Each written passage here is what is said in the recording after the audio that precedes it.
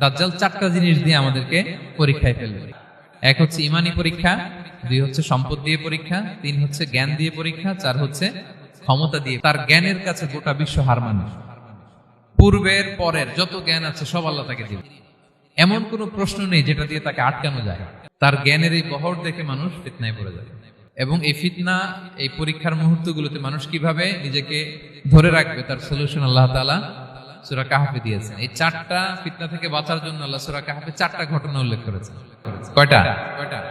এক নাম্বার হচ্ছে আসহাবে কাহফ, যুবকদের ঘটনা, 7 জন যুবকদের ঘটনা। ঈমান কি করে বাঁচাবেন, সলিউশন ওখানে। সম্পদের ফিতনা থেকে কিভাবে নিজেকে বাঁচাবেন, এজন্য একজন বাগানওয়ালার ঘটনা আল্লাহ সেখানে বলেছেন। জ্ঞানের ফিতনা থেকে কি করে বাঁচবেন, এজন্য আল্লাহ তাআলা মুসা আলাইহিস সালাম এবং খিজির আলাইহিস সালামের ঘটনা সেখানে উল্লেখ করেছেন।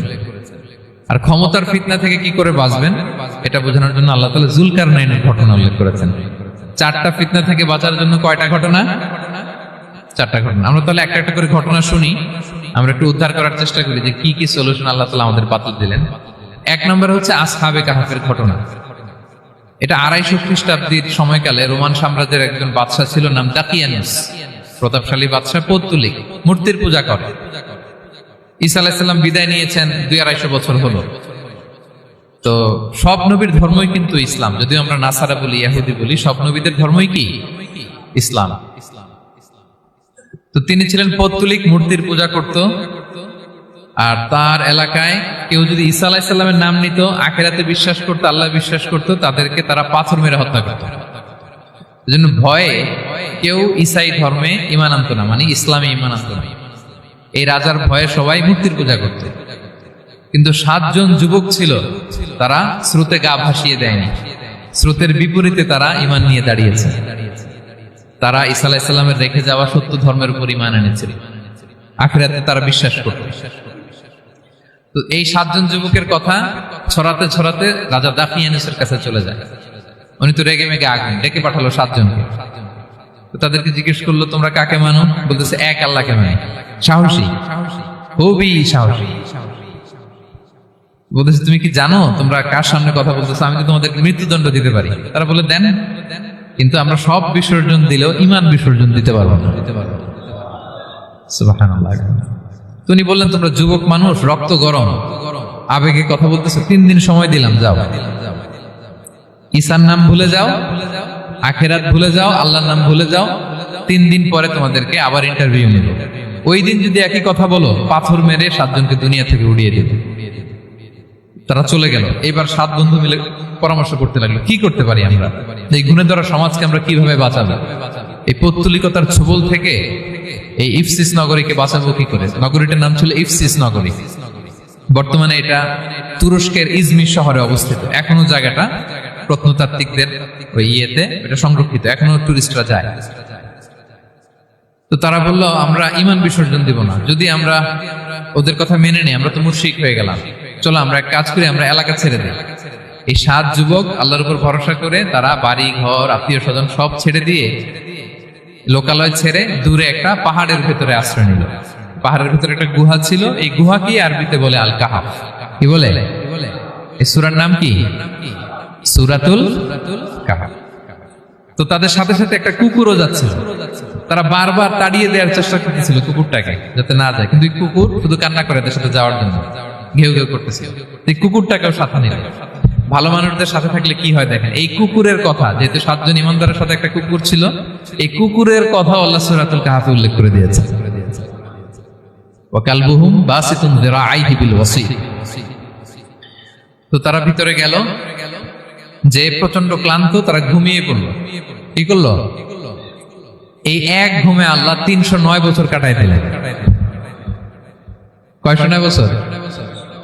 9 বছর ঘুম, সব ঘুম, প্রচন্ড ঘুম, ঘুম যেন আর কাটে না। 309 বছর পরে এরা জাগল। এখন খুব ক্ষুধা, ঘুমে আর মোর ভাঙতেছে। আর একজন জিজ্ঞেস করতেছে, কি লম্বা সময় ঘুম দিলাম কোথায় আমরা? একজন বলতেছে, হ্যাঁ, মানে সারাদিনই ঘুমাইছি আমরা। আরেকজন বলতেছে, না না, সারাদিন না, দিনের কিছু অংশ হয়তো ঘুমাইছি। আসলে কয় বছর ঘুমাইছে?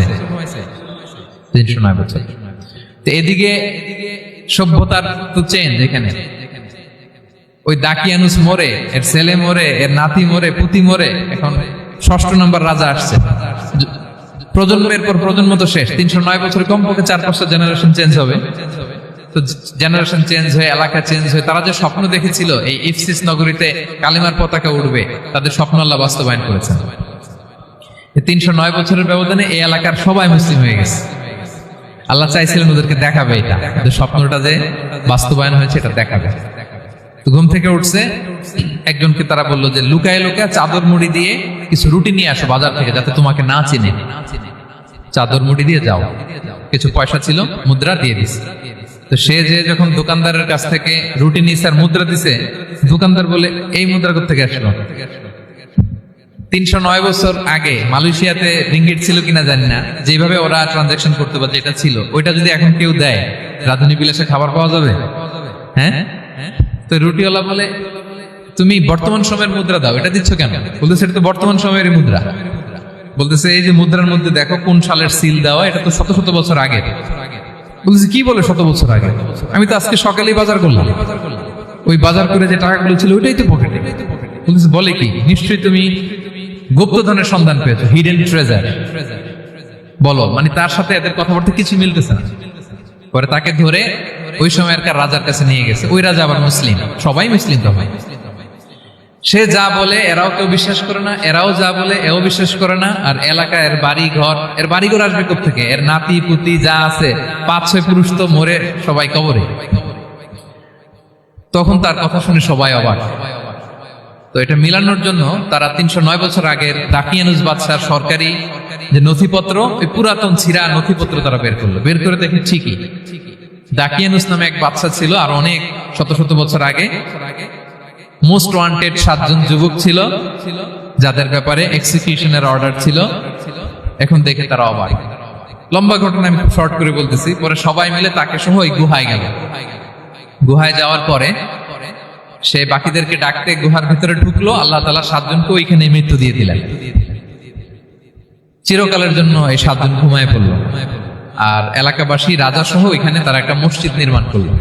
This is the story of আসহাবে কাহাফ। তো এলাকাবাসী যদিও মুসলিম হয়েছিল, কিন্তু আখিরাতের ব্যাপারে তাদের একটা সন্দেহ ছিল যে আসলে মানুষ মরার পরে কি আবার জীবিত হবে? মৃত্যুবরণ করার পরে আবার মানুষ জীবিত হবে? তাদের মনের মধ্যে একটা সন্দেহ ছিল যে আসলে মারা গেলে মানুষ আবার উঠতে পারে। তাদের এই সন্দেহ দূর করার জন্য আল্লাহ তাআলা এই 7 জনকে 309 বছর ঘুম পাড়িয়ে আবার জীবিত করলেন। সুবহানাল্লাহ বিহামদিহি। তাহলে ঈমান কিভাবে বাঁচাতে হয়, এটার প্রেরণা আমরা এই 7 যুবকের কাছ থেকে পাই। এখানে যেটা আমরা শিখি প্রিয় ভাইরা, 1 নম্বর লেসন হচ্ছে আমাদের গুড কোম্পানি লাগবে, রাইটাস পিপল, মানে আমাদের সার্কেলটা ভালো হইতে হবে। তাদের 7 জনের সার্কেলটা খুব ভালো ছিল, ফলে তারা বিপথে যায় না, এবং তারা এমন শক্ত সিদ্ধান্ত নিয়েছে যে আল্লাহ তাআলা সেটাতে বরকত দিয়েছেন, গোটা সমাজকে আল্লাহ তাআলা চেঞ্জ করে দিয়েছেন। এটা হচ্ছে 1 নম্বর লেসন। আপনি ঈমান বাঁচাতে হলে আপনার সার্কেল ভালো লাগবে। খুঁজবেন, যে এলাকায় যাবেন ওখানে নামাজি সার্কেল কারা আছে, ওখানে জ্ঞানী গুণী সার্কেল কারা আছে, ওখানে ভালো কাজ করতে চায়, একে অপরকে সহযোগিতা করে, কল্যাণের পথের যাত্রী কারা আছে খুঁজতে হবে আপনাকে। খুঁজে ওই সার্কেলে আপনি যুক্ত হবেন, তাইলে ঈমান বাঁচানো যাবে। ক্লিয়ার? আচ্ছা। 2 নাম্বার হচ্ছে সত্য মিথ্যার লড়াই। এটা চিরন্তন, আজীবন থাকবে। এটা ওনাদেরও ছিল, এখনো আমাদের লড়াই করে যেতে হচ্ছে, আমাদের ভবিষ্যৎ প্রজন্মও করবে। এই লড়াইটা আমরা করে যেতে চাই। কি বলেন? হ্যাঁ, থামা যাবে না? আমরা থামতে আসিনি, আমরা এই লড়াইটা করে যাব। আমরা সত্যের কথা বলেই যাব ইনশাআল্লাহ। বলেন। 3 নাম্বার হচ্ছে যে লেসনটা আমরা পাই, অনেকগুলো লেসন, আমি খুব প্রেসাইজলি বলতেছি। যুবকরা চাইলে একটা সমাজকে পাল্টে দিতে পারে। এই পৃথিবীতে যত বড় বড় বিপ্লব হয়েছে এগুলো যুবকরা এনেছে। তারা হচ্ছে সভ্যতা গড়ার কারিগর। আসহাবে কাহাফ আমাদের এই সময়ের নওজওয়ানদের জন্য প্রেরণা। তারা আমাদের জন্য প্রেরণার বাতিঘর। তারা যেমনি ঈমানকে রক্ষা করেছে, আমাদের যুবকরা চাইলেও তাদের ঈমানি চেতনাতে স্পিরিট দিয়ে সমাজটাকে পাল্টে দিতে পারে। কি বলেন? এখানে বেশিরভাগই তো যুবক। হ্যাঁ, গুড সার্কেলে থাকবেন তো আপনারা? সত্যের পক্ষে সবাই থাকবেন তো? আল্লাহ তাআলা কবুল করুন। আচ্ছা, এবার 2 নাম্বার ছিল সম্পদের ফিতনা, কিভাবে বাঁচবেন।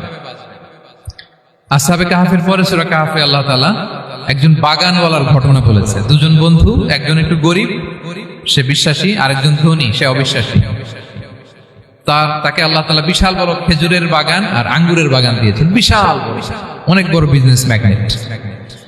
তো এই সম্পদের অহংকার সে করত। সে প্রায় তার গরিব বন্ধুকে বলতো যে তোর চেয়ে আমার সম্পদও বেশি, সন্তানও বেশি, জনবল বেশি, লোকবল বেশি, অর্থবল বেশি, সব বেশি। অহংকারে তার পা মাটিতে পড়তো না। আর সে আখিরাতে অবিশ্বাস করত এবং সে বলতো যে এই সম্পদ আমারে বাঁচাবে, চিরকাল আমাকে স্মরণীয় করে রাখবে, এই সম্পদ কোনোদিন যাবে না। অনেক বড় বড় ধনীরা আছে, তারা এরকম মনে করে যে আমি এত বড় সিআইপি, হ্যাঁ, আমি এত বড় বিজনেস ম্যাগনেট, এই দিন বোধহয় আর চেঞ্জ হতে পারে না, আমার আজীবনই বোধহয় এত পাওয়ার থাকবে, এত সম্পদ থাকবে। এটা ভুল ধারণা। এটা কি ভুল ধারণা? এই যে বঙ্গবাজারে আগুন লাগলো আমাদের বাংলাদেশে, 20টা-25টা দোকান ছিল অনেকের যাদের অন্যান্য বিজনেস আছে তারা হয়তো সার্ভাইভ করতে পারতেছে, কিন্তু এমন অনেক ব্যবসায়ী ছিল সব শেষ, জ্বলে পুড়ে, তার টাকা পয়সা পুঁজি স্বপ্ন সব শেষ। তো ধনীকে গরিব বানাতে আল্লাহর 1 সেকেন্ডও লাগে না। ওই বিশাল প্রাসাদ থেকে টেনে ভাঙ্গা থালা হাতে দিয়ে রাস্তায় নামাইতে আল্লাহর কয় সেকেন্ড লাগে বলেন তো? 1 সেকেন্ডও লাগে না। সো এই লেসনটা কিন্তু আমাদের নিতে হবে। এবং ওই ব্যক্তির নসিবে তাই ঘটেছিল। সে যখন অহংকার করতেছিল, আল্লাহ তাআলা আকাশ থেকে হুসবান একটা আগুন পাঠালো। ওই আগুন এসে তার আঙ্গুরের বাগান, তার খেজুরের বাগান, বিশাল মাইলকে মাইল এই বাগান জ্বালিয়ে পুরো মুহূর্তের মধ্যে সারখার করে, এবং মুহূর্তের মধ্যে সে পথের ভিখারি, ফকির। এই ঘটনাটা এনে আল্লাহ তাআলা সম্পদশালীদেরকে রিমাইন্ডার দিলেন যে এই সম্পদের ফিতনায় তোমরা পড়ে যেও না। আমরা সম্পদশালী হলে বাস্তবতা অনেক সময় ভুলে যাই। সূরাতুল হুমাযাতে আল্লাহ তাআলা বলেন ইয়াহসাবু আন্না মালাহু আখলাদা, সম্পদশালীরা মনে করে এই সম্পদ আমাকে চিরকাল বাঁচিয়ে রাখবে, চিরকাল বোধহয় এই সম্পদ আমার হাতে থাকবে। না, এটা হাতের ময়লা, আজ আছে কাল নাই, যে কোনো সময় চলে যেতে পারে। এটা হচ্ছে ম্যাটেরিয়ালিস্টিক আউটলুক, বস্তুবাদী চিন্তা থেকে এই আমাদের ধনী ভাইদের এই সমস্যাটা হয়। ভোগবাদী চিন্তার প্রভাব আর কি। সম্পদ যখন হাতে থাকে ধরাকে সরাজ্ঞান করে, মনে করে যে সবই আমার কন্ট্রোলে। না, আপনারে ওই গরিবের কাতারে আনতে, ওই রিলিফের সম্পদ নেয়ার জন্য ওই লাইনে দাঁড় করাইতে আল্লাহর 1 সেকেন্ডও লাগে না। এটা খেয়াল রাখতে হবে। আমরা যখন প্রাইভেট কারে চড়ি, মাঝে মাঝে অনেকে এসে হাত পাতে, এদেরকে ছোট করা যাবে না। গল্পটা আল্লাহ ভিন্ন করতে আল্লাহর 1 সেকেন্ডও লাগে না। ওইদিকে আমি দাঁড়ায় হাত পাততাম আর উনি প্রাইভেট কারে বসে থাকতো। আল্লাহ চাইলে এরকম করতে পারতেন না? পারতেন। তো এখান থেকে আমাদের জন্য শিক্ষা হচ্ছে সম্পদ এটা ক্ষণস্থায়ী, আজ আছে কাল নাই। এটা ক্ষণস্থায়ী, এটাকে এভারলাস্টিং মনে করা যাবে না। এভারলাস্টিং হচ্ছে আখিরাত। ওয়ালাল আখিরাতু খায়রুল লাকা মিনাল উলা, আখিরাত তোমার জন্য দুনিয়ার চেয়ে শ্রেষ্ঠ। এবং আল্লাহ তাআলা দৃষ্টান্ত একটা দিয়েছেন যে দুনিয়ার জীবনটা হচ্ছে কামা, ওই পানির মতো যেটা আনজালনাহু মিনাস সামা, আকাশ থেকে নাজিল করেছি। ওই পানি ক্ষেতের মধ্যে পড়ে ফসল, ফুল ফসল হয়েছে। এরপরে যখন ফসল কাটা হয়, ওই ক্ষেত খামার এগুলো তৃণলতা হয়ে যায়, ভুসির মতো হয়ে যায়। তখন বাতাসের ঝাপটায় একবার এদিকে যায়, একবার ওদিকে যায়। অনেক লম্বা উপমা, আমি সংক্ষেপে বললাম। তো শেষ আউটপুটটা হচ্ছে এটা, সম্পদ এটা মুহূর্তেই চলে যেতে পারে। সম্পদ উপার্জন জায়েজ আছে, মুসলিমরা সম্পদ উপার্জন করতে পারবে, কোনো অসুবিধা নাই। আপনি যদি ধনী হন এটা ভালো, ফলে আপনি যাকাত দিতে পারবেন, অসহায় দুস্থদের সহায়তা করতে পারবেন, কন্ট্রিবিউট করতে পারবেন। আপনি সম্পদ হাতের মুঠোয় নেবেন, কন্ট্রোল করবেন, কিন্তু এই দিকে স্থান দিবেন না। দ্যাটস ইট, তাহলেই হবে। আমরা সম্পদ কি করতে পারবো? উপার্জন করতে পারবো, কিন্তু হৃদয়ে স্থান দিতে পারবো না। হৃদয়ে স্থান থাকবে আখিরাতে। এই মাইন্ডসেট যদি আপনি গড়ে তোলেন, তাহলে সম্পদের ফিতনা আপনি কখনো পড়বেন না। এই পয়েন্টটা কি ক্লিয়ার? সবার ক্লিয়ার? 3 নাম্বার ফিতনা ছিল কিসের ফিতনা দেখি কে বলতে পারে? প্রথমটা হচ্ছে বিশ্বাস বা ইমানের ফিতনা, 2 নাম্বার হচ্ছে সম্পদের ফিতনা, 3 নাম্বার জ্ঞানের ফিতনা। জ্ঞানেরও কিন্তু ইলমেরও একটা গরম আছে। যার ইলম আছে তার মধ্যে এই সমস্যাটা কাজ করে। সেটার জন্য আল্লাহ তাআলা মুসা আলাইহিস সালাম, খিজির আলাইহিস সালামের ঘটনা বলেন। আমি খুব সংক্ষেপে বলবো, সময় কম। মুসা আলাইহিস সালাম হচ্ছে বনি ইসরাইলের নবী, আর খিজির আলাইহিস সালাম কেউ বলেছেন নবী, কেউ বলেছেন আল্লাহর ওলি। আসলে আরবিতে ওনার নাম খদির, আমরা বাংলায় বলি খিজির। খদির মানে সবুজ। উনি যে কোনো জায়গায় বসলে ওখানে মরা গাছ, লতা পাতা এগুলো সবুজ হয়ে যেত। অনুর্বর এলাকার উপর দিয়ে হেঁটে গেলে ওটা উর্বর হয়ে যেত। তো মুসা আলাইহিস সালাম একবার ওয়াজ করতেছেন এইভাবে বনি ইসরাইলের সামনে। খুতবা দিচ্ছেন, হঠাৎ এক লোক দাঁড়ায় বলে, ইয়া নবী আল্লাহ, মান আ'লামু ফিল আরদ, বর্তমান পৃথিবীতে সবচেয়ে জ্ঞানী কে? মুসা আলাইহিস সালাম বললেন, ফাকালা আনা, আমি। কি বললেন? উনি আসলে ভুল কিছু বলেন নাই, কারণ প্রত্যেক জামানার নবীকেই আল্লাহ তাআলা সবচেয়ে বেশি জ্ঞান দিয়ে পাঠান, কারণ তার কাছে ওহীর জ্ঞান আসে, অদৃশ্যের খবর আসে, ইলমুল গায়ব আসে। কিন্তু এই উত্তরটা আল্লাহ তাআলার পছন্দ হয় না। আল্লাহ তাআলা চাচ্ছিলেন মুসা যদি বলতো আল্লাহ তাআলাই জানে কি জ্ঞানী বা আল্লাহই সবচেয়ে জ্ঞানী, এরকম হলে ভালো হতো। কিন্তু মুসা আলাইহিস সালাম কি বলছে? আমি। এখন প্রশ্ন করলো সবচেয়ে বড় জ্ঞানী কে? উনি কি বললেন? আমি। এই যে আমি এটাতে ঝামেলা আছে। আমি বড়, আমি জানি, আমি সব, দিস ইজ প্রবলেমেটিক। আল্লাহ এটা পছন্দ করলেন না। আল্লাহ তাআলা মুসা আলাইহিস সালামকে বললেন, মুসা তুমি যে বলছো তুমি জ্ঞানী, না তুমি জ্ঞানী না, তোমার চেয়ে বড় জ্ঞানী আছে। মুসা আলাইহিস সালাম বলে, তাই নাকি? আমার চেয়ে বড় জ্ঞানী কে? তো আল্লাহ তাআলা বললেন, ইযহাব ইলা মাজমাইল বাহরাইন, দুই সাগর বা দুই নদীর মিলনস্থলে যাও, ওখানে আমার এক বান্দা আছে তোমার চেয়েও জ্ঞানী। মুসা আলাইহিস সালাম বললেন, তাই নাকি? তো আল্লাহ আমি কিভাবে চিনি উনি কোথায় থাকে, কিভাবে বুঝবো? আল্লাহ বললেন, একটা বড় মাছ নাও, এটাকে ফ্রাই করো, এটাকে ফ্রাই করে একটা ঝুড়ির ভেতরে নাও, যেখানে এই মাছটা সাগরে ঢুকে যাবে ওখানে আমার বান্দাকে পাবে। তো উনি ওনার সহযোগী ইউশা ইবনে নুনকে নিয়ে হাঁটতে লাগলেন। হাঁটতে হাঁটতে এক জায়গায় ক্লান্ত হয়ে পাথরের পাশে বিশ্রাম নিলেন। ওই পাথর থেকে আবার এক ধরনের পানি বের হয়, পানিটারে বলে আবে হায়াতের পানি, মাউল হায়াত, জীবন নদীর পানি। এই পানি কোনো মৃত প্রাণী বা বস্তুর গায়ে লাগলে ওটা জীবিত হয়ে যায়। তো ওনারা পাথরে হেলান দিয়ে বিশ্রাম নিচ্ছিলেন, ওই পানি ওই ফ্রাই করা মাছের গায়ে লাগার সাথে সাথে মাছ জীবিত হয়ে ঝুড়ি থেকে বের হয়ে সাগরে ঢুকে গেছে। ওনারা আর খেয়াল করেন না। এরপর আবার হাঁটতে লাগলেন। হাঁটতে হাঁটতে যখন ক্লান্ত শ্রান্ত, তখন বলে, এই ইউশা, আমাদের ওই মাছ ফ্রাই মাছটা দাও, এখন খাই। ঝুড়ি খুলে দেখে মাছ নাই। মাছ গেল কোথায়? তখন ইউশা বলল, হয়তো আমরা যে পাথরের ওখানে বিশ্রাম নিয়েছিলাম ওখানে আমরা মিসিং, ওখানে হারাই ফেলছি। চলো চলো, আরে ওইদিকে তো যাইতে হবে আমাদের। উনি গেলেন, যে দেখে মাছ যে জীবিত হয়ে বালুর এদিকে নাড়াচাড়া করতে করতে সাগরে ঢুকে গেছে, ওখানে দাগ আছে। মুসা আলাইহিস সালাম ঢুকলেন সুরঙ্গ, ঢুকে দেখে চাদর গায়ে দিয়ে এক লোক শুয়ে আছে। সালাম দিলেন, আসসালামু আলাইকুম। ওই লোক চাদর আর সরায় না, ভিতর থেকে বলতেছে, ওয়ালাইকুম আসসালাম। তো চাদরের ভিতর থেকে উনি বলে, মানান, তুমি কে? মুসা আলাইহিস সালাম বললেন, আনা মুসা, আমি মুসা। উনি বলেন, মুসা বনি ইসরাইল, বনি ইসরাইলের মুসা? বললেন, হ্যাঁ। কেন এসেছো? এবার চাদর খুললেন, বলতেছে, আপনার কাছ থেকে কিছু শিখতে আসছি। আল্লাহ বলছে, আপনি নাকি সবচেয়ে বড় জ্ঞানী। আমি ভুল করে বলে ফেলছিলাম আমি, আল্লাহ বলছেন যে আপনি নাকি জ্ঞানী। বলতেছে, না, তুমি আমার জ্ঞান নিতে পারবে না, ওই ধৈর্য শক্তি তোমার নাই। মুসা আলাইহিস সালাম বললেন যে, আপনি যে কোনো শর্তে আমাকে একটু রাখেন কয়েকদিন আপনার সাথে, আমি রাজি। বললেন, না, তুমি পারবে না। মুসা আলাইহিস সালাম জোর করতে লাগলেন। অবশেষে খিদির আলাইহিস সালাম রাজি হলেন। বললেন, শর্ত হচ্ছে আমি যাই করি আর না করি আমাকে কোনো প্রশ্ন করা যাবে না। মুসা আলাইহিস সালাম বললেন, ওকে। সফর শুরু হলো। সামনে নদী, এক লোক তাদের নৌকা দিয়ে নদী পার করাই দিল। নদী পারাপারের পর খিজির আলাইহিস সালাম লাঠি দিয়ে নৌকার তলাটা ছিদ্র করে দিলেন। মুসা আলাইহিস সালাম বললেন, ইন্না লিল্লাহি, এটা আপনি কি করলেন? ওরা আমাদেরকে নদী পার করে দিল, আর যে ভাড়াটা আসছিল এটাও নিল না, আমাদেরকে সম্মান দেখলো, আপনি নৌকা ছিদ্র করে দিলেন। খিজির আলাইহিস সালাম বলছে, এই যে আমি বলছিলাম না তুমি ধৈর্য ধারণ করতে পারবে না, যাও, তোমার রাস্তায় তুমি, আমার রাস্তায় নেই। মুসা আলাইহিস সালাম আবার ক্ষমা চাচ্ছেন যে, আপনি আমার ক্ষমা করেন, আমি তো ভুলে গেছি, আর প্রশ্ন করবেন না। চলতে লাগলেন। হঠাৎ বাচ্চারা খেলতেছে, এক বাচ্চাকে ধরে হত্যা করলেন খিজির আলাইহিস সালাম। এবার তো মুসা আলাইহিস সালাম রেগে গেছে, আপনি করলেনটা কি? নিষ্পাপ ফুলের মতো শিশুকে হত্যা করলেন।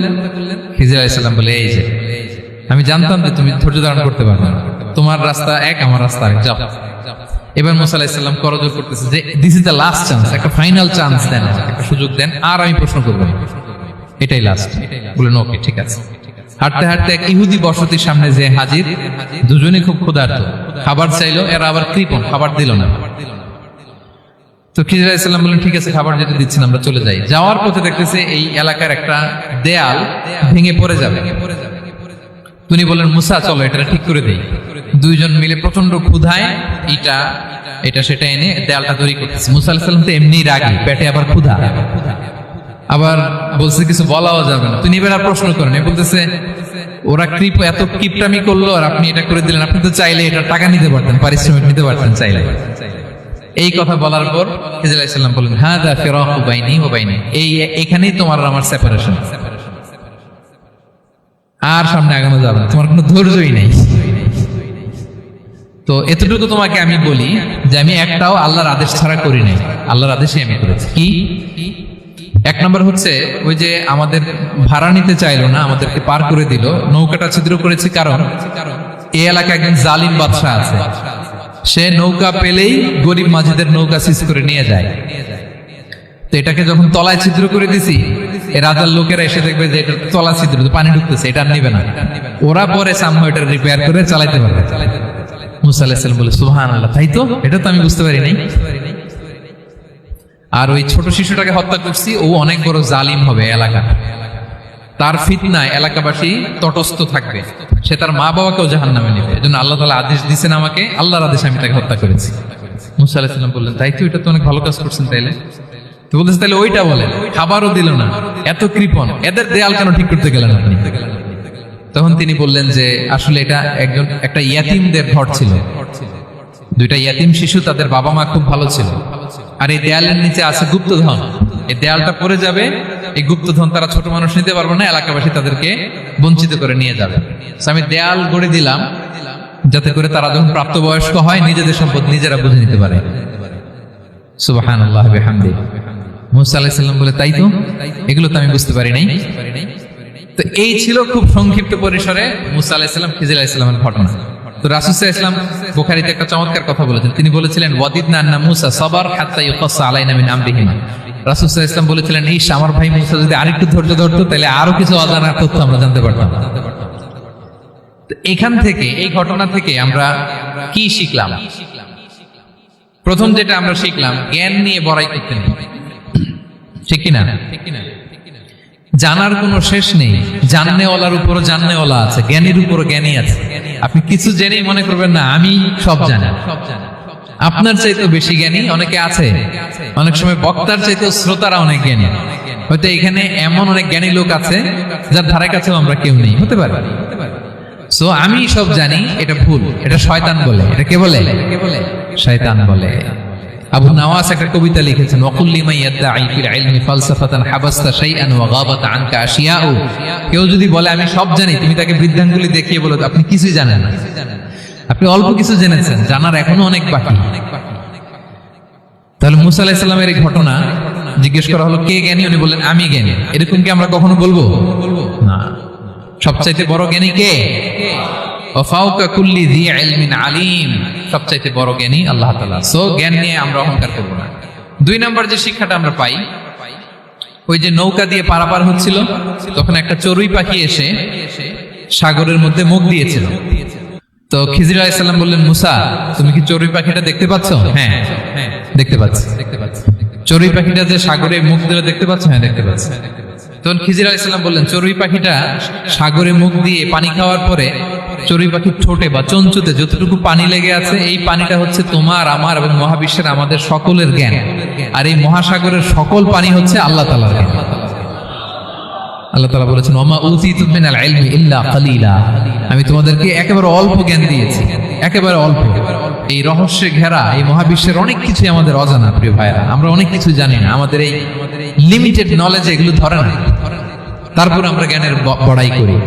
আপনার উপমাটা বুঝতে পারছেন? একটা নৌকা থেকে চড়ুই পাখি ঠোঁট দিয়ে পানি খাচ্ছে, পানি খাওয়ার পরে স্বভাবতই চড়ুই পাখির ঠোঁটে একটু পানি তো লাগবে।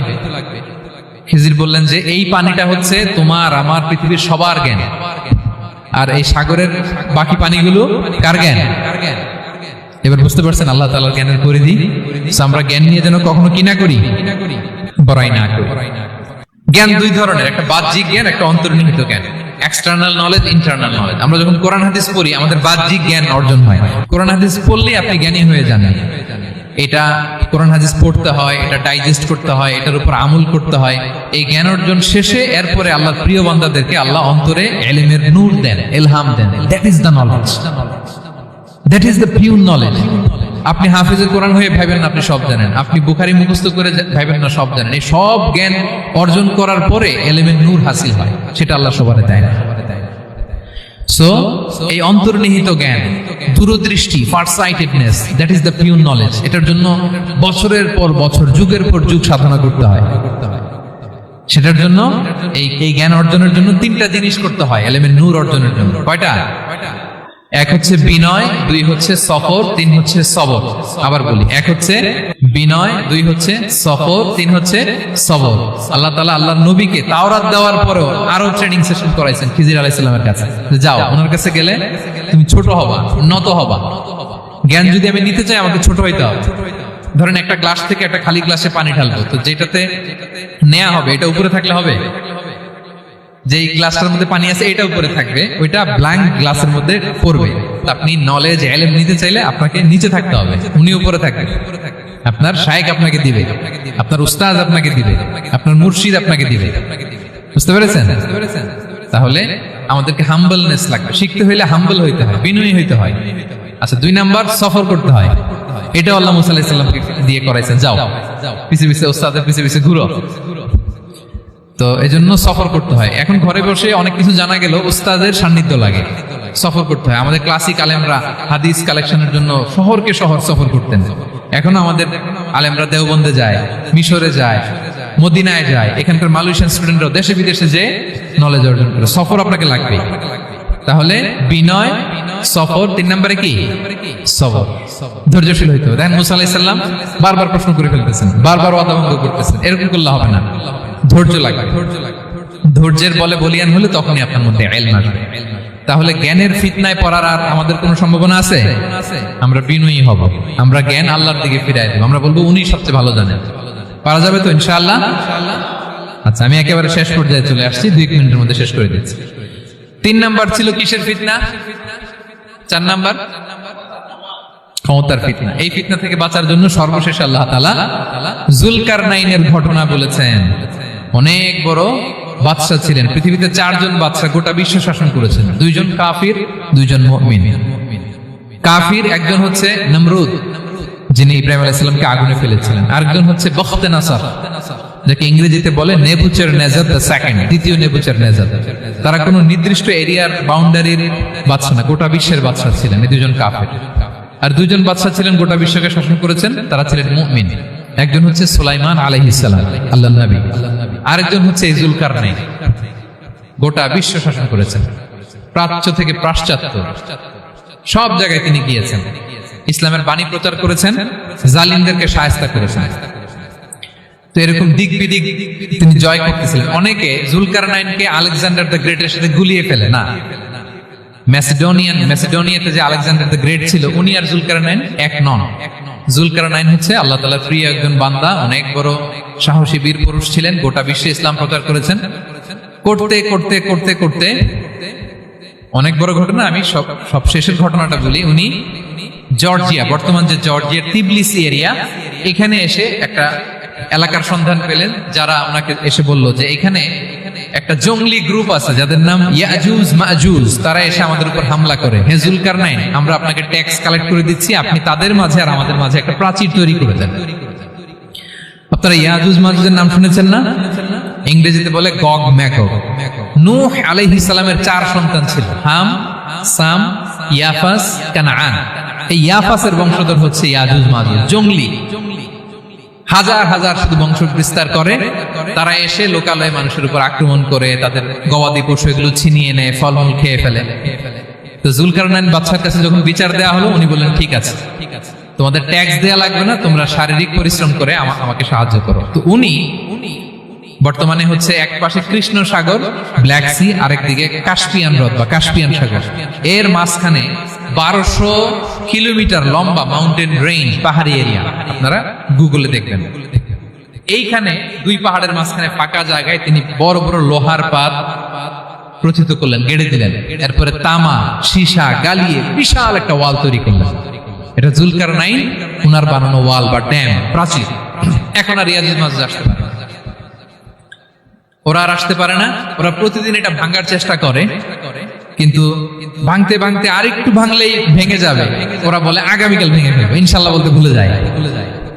এজন্য এরপরের দিন এসে দেখে আবার এটা আগের মতো হয়ে আসছে। কিয়ামতের আগ দিয়ে ওদের মধ্যে এই ইনশাআল্লাহর প্রেরণা আসবে। তাদের একজন বলে উঠবে, আগামীকাল ইনশাআল্লাহ আমরা এটা ভেঙে খান খান করে দেবো, ঠিকই ভেঙে ফেলবে। তখন তারা ভেঙে চুরে কোটি কোটি ইয়াজুজ মাজুজের দল এসে হামলে পড়বে। সামনে পড়বে তাবারিয়া সাগর, এক দল এসে তাবারিয়া সাগর এমন ভাবে খাবে, এই দল যাওয়ার পরে আরেক দল এসে এখানে যে সাগরে যে পানি ছিল এটা কল্পনাই করতে পারবে না। তারা পৃথিবীতে ফিতনা ফাসাদ করবে। ঈসা আলাইহিস সালাম তখন আসবেন, দোয়া করবে আল্লাহ তাআলার কাছে মুমিনরা, একটা মহামারী দিবে আল্লাহ তাআলা ইয়াজুজ মাজুজের মধ্যে, ওরা মরে যাবে সব। এরপর বিশাল এক পাখি এসে তাদেরকে আল্লাহর মর্জি মাফিক এমন এক জায়গায় ফেলে আসবে, কেউ জানবে না। তো তারা যে পচে গলে মাটির সাথে মিশেছিল, এই গলিত লাশ থেকে মাটি খুব উর্বর হয়ে যাবে। এরপর আল্লাহ তাআলা পৃথিবীর মধ্যে বারাকা দিবেন, কিছু রোপণ করলে তাড়াতাড়ি ফুলে ফেপে বড় বড় ফলমূল হচ্ছে। তো এটা কিয়ামতের আলামতের অন্য কোনো আলোচনায় হয়তো আমরা বলবো। তো জুলকারনাইন তিনি বিশাল এখানে প্রাচীর তৈরি করে দিয়েছিলেন, এবং প্রাচীর তৈরি করে দিয়ে তাদেরকে বলেছিলেন যে যতদিন আল্লাহ তাআলা চাইবেন এটা থাকবে, এবং যেদিন আল্লাহ তাআলার আদেশ আসবে এটা ভেঙে খান খান হয়ে যাবে। তার মানে দেখেন, এত পাওয়ারফুল, এত শক্তিশালী, এত ক্ষমতাধর হওয়ার পরেও তিনি তার ক্ষমতাকে কার দিকে ফিরিয়ে দিয়েছেন? যে আল্লাহ যতদিন চাইবে এই প্রাচীর টিকে থাকবে, যেদিনই আল্লাহ তাআলার আদেশ আসবে এই প্রাচীর ভেঙে ভেঙে খান খান হয়ে যাবে। সো আমরা ক্ষমতার দেখা পেলে, চেয়ার একটা পেলে আমরা যেন জালিম হয়ে না উঠি, এটা হচ্ছে এখান থেকে শিক্ষা। আমরা যেন জুলুম না করি। উনি সম্পদের মালিক ছিলেন, ক্ষমতার মালিক ছিলেন, কিন্তু উনি যে আল্লাহর বান্দা এটা ভুলে যান নাই। আমরা যখন ক্ষমতাশীল হই, আমরা যখন প্রধানমন্ত্রী হই, আমরা যখন প্রেসিডেন্ট হই, আমরা যখন পাওয়ারফুল হই, আমাদের সবচেয়ে বড় পরিচয় যে আমরা আব্দুল্লাহ, আল্লাহর গোলাম, এটা আমরা ভুলে যাই। আমাদের আসল পরিচয় কি? আমরা আল্লাহর গোলাম।